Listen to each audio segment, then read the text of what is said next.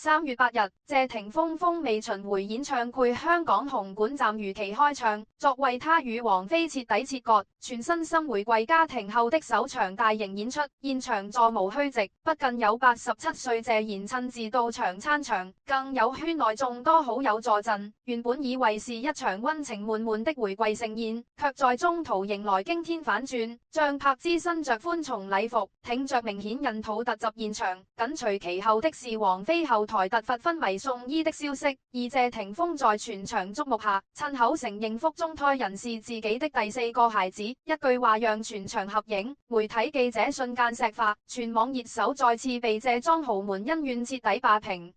這場紅館突襲事件看似突如其來，實則早已埋下伏筆。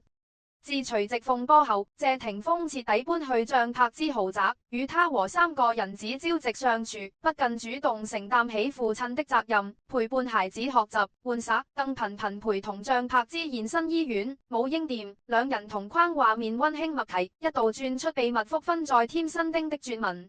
而王菲則徹底淡出公眾視野，褪去天后光環，閉門不出。有知情人士透露，她始終無法接受被謝霆鋒拋棄的事實，長期陷入抑鬱情緒，飲食作息紊亂，身體狀況日漸堪憂。此次現身紅館後台，也是抱着最後一絲希望，想要見謝霆鋒一面，試圖挽回這段長達11年的感情。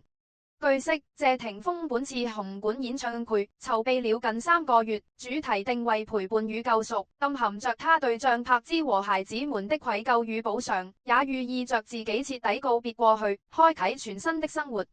演唱會當天，紅館內燈火璀璨，座無虛席，粉絲們舉着燈牌，高喊着謝霆鋒的名字，現場氣氛熱烈到頂點。87歲的謝賢身着一身休閒西裝，精神矍鑠地坐在 VIP 的第一排，身邊陪着張柏芝的3個人子 Lucas、Quintus 和小人子，全程面帶笑容，時不時為人子鼓掌。看得出來，對於謝霆鋒的轉變，他十分欣慰。演唱會進行到一半，謝霆鋒唱完經典歌曲《因為愛所以愛》，手持話筒，眼含溫情地對着台下說道：今天站在這裏，我有很多話想對身邊的人說。這麼多年，我做過很多錯誤的決定，傷害過很多人，尤其是柏芝和我的3個孩子，我虧欠他們太多。從今以後，我會把所有的時間和精力都放在家庭上，守護好我最愛的人。話音剛落，現場響起雷鳴般的掌聲，謝賢頻頻點頭，眼中泛起淚光，3個孩子也對着舞台揮手，畫面十分溫情。就在所有人都以為謝霆鋒會借此機會官宣與張柏芝的復婚喜訊時，紅館入口處突然轉來一陣騷動，安保人員紛紛上前阻攔，卻擋不住一道熟悉的身影。張柏芝身着1米白色寬松禮服，長髮披肩，臉上帶着淡淡的笑意，雙手輕輕護着隆起的小腹，緩緩走了進來。他的孕肚已經十分明顯，目測已有5-6個月身孕，步伐緩慢卻堅定，身後跟着助理和保鏢，一路走向舞台前方，瞬間吸引了全場的目光。現場瞬間陷入短暫的寂靜，緊接着爆發出驚天動地的歡呼聲和議論聲，粉絲們舉着手機瘋狂拍攝，媒體記者們蜂擁而上，鏡頭紛紛對準張柏芝的孕肚，快門聲此起彼伏。VIP 席上的謝賢看到張柏芝的那一刻，臉上的笑容更加燦爛，連忙起身，示意工作人員攙扶他坐下，眼神裡滿是痛愛與期待。3個人子也立刻圍了過去 ，Lucas 主動扶住張柏芝的胳膊，輕聲叮囑媽媽慢點，小人子則伸手輕輕撫摸着他的孕肚，畫面溫馨動人。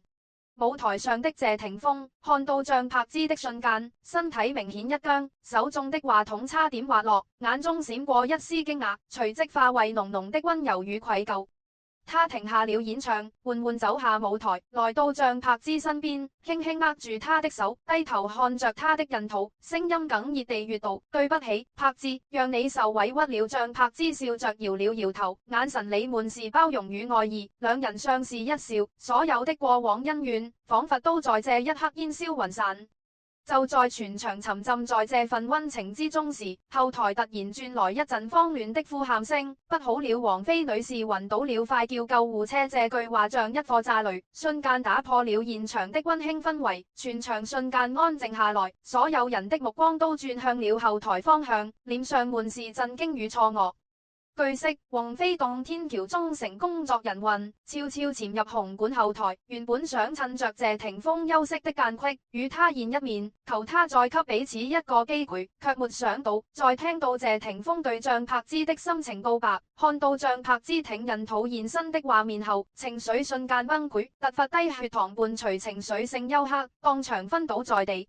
現場工作人員第一時間發現了昏倒的王菲，連忙撥打了急救電話，醫護人員迅速趕到現場，對王菲進行緊急搶救，隨後將她抬上救護車，送往附近的香港養和醫院救治。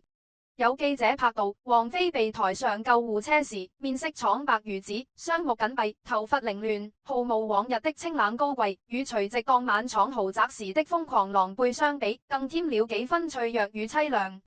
救護車呼斥離去，留下滿場的議論聲。有人心痛王菲的執着與悲慘，有人感慨她的執迷不悟，也有人覺得這是她自食惡果。後台的慌亂並沒有影響到舞台前方的溫情。謝霆鋒在得知王菲昏倒送醫的消息後，臉上閃過一絲複雜的情緒，有愧疚，有無奈，但更多的是堅定。他握緊張柏芝的手，重新走上舞台，拿起話筒，對着全場觀眾，聲音堅定而有力，一字一句地閱讀：我知道今天發生了很多意外，也有很多人在關注着我，議論着我。在這裏，我想當着所有人的面，宣布一個消息：柏芝腹中的孩子是我的第4個孩子，我會對這個孩子、對柏芝、對我所有的孩子負起全部的責任，用我的一生去守護他們，再也不會讓他們受到任何傷害。這句話一出，全場瞬間石化，原本喧鬧的紅館變得鴉雀無聲，所有人都目瞪口呆，不敢相信自己的耳朵。記者們忘記了拍攝，粉絲們忘記了歡呼，就連 VIP 席上的謝賢也拎住了，隨即臉上露出了欣慰的笑容，用力鼓掌。幾秒鐘後，現場再次爆發出驚天動地的歡呼聲和掌聲，粉絲們高喊着霆鋒加油，柏芝幸福。媒體記者們的快門聲再次響起，記錄下這一歷史性的時刻。自2026年除夕風波後，港圈的目光就一直聚焦在謝霆鋒、王菲、張柏芝三人身上。謝霆鋒在謝賢的怒斥下，徹底與王菲切割，公開表態會專心照顧張柏芝和3個孩子，隨後便搬入張柏芝的豪宅，開啟了好爸爸好伴侶的模式。他推掉了大部分商演和綜藝，每天陪伴孩子們上學、放學，周末帶着一家人去公園、遊樂場，全主動學習做飯，為張柏芝和孩子們洗手作羹湯。兩人同框的畫面頻頻被港媒拍到，默契十足，溫情滿滿。與此同時，張柏芝的孕肚傳聞也悄然傳開。有港媒拍到張柏芝近期頻頻現身香港養和醫院，每次都由謝霆鋒全程陪同。兩人進出醫院時，謝霆鋒始終小心翼翼地護着張柏芝的腹部，神色緊張而溫柔。此外，全有網友拍到張柏芝現身母嬰店，挑選嬰人衣物、奶粉等用品，身形明顯發福，穿着寬鬆的衣物，刻意遮擋腹部，種種跡象都暗示着她可能再次懷孕。面對外界的猜測，張柏芝和謝霆鋒始終沒有正面回應，既不承認也不否認，這也讓孕肚傳聞愈演愈烈。有知情人士透露，張柏芝此次懷孕已經有5個多月，胎人發育良好。謝霆鋒得知消息後欣喜若狂，更加用心地照顧張柏芝，不僅推掉了所有不必要的工作，全專門請了營養師和護工，全程陪伴在張柏芝身邊，生怕她受到一點委屈。而謝賢對於張柏芝再次懷孕的消息更是十分開心。據悉，謝賢一直希望謝霆鋒和張柏芝能夠復婚，再生一個孩子，讓謝家更加熱鬧。此次得知張柏芝懷孕，他特意放下了自己的郵件生活，經常去張柏芝的豪宅看望她，給她送去補品，全親自叮囑謝霆鋒一定要好好照顧張柏芝，不要讓她再受任何委屈。謝賢璇私下透露，若是張柏芝這次生的是女人，他會把所有的寵愛都給這個小孫女。美寶對張柏芝這些年的虧欠與張柏芝的幸福甜蜜形成鮮明對比的，是王菲的落寞與淒涼。隨直風波後，王菲回到北京，閉門不出，徹底淡出了公眾視野。她關掉了手機，不接任何人的電話，不回任何消息，一個人住在空蕩蕩的豪宅裏，每天以淚洗面，長期陷入抑鬱情緒，飲食作息紊亂，身體狀況日漸堪憂。有王菲身邊的工作人員透露，王菲始終無法接受被謝霆鋒拋棄的事實，她覺得自己付出了11年的感情，卻抵不過張柏芝和3個孩子，內心充滿了不甘與絕望。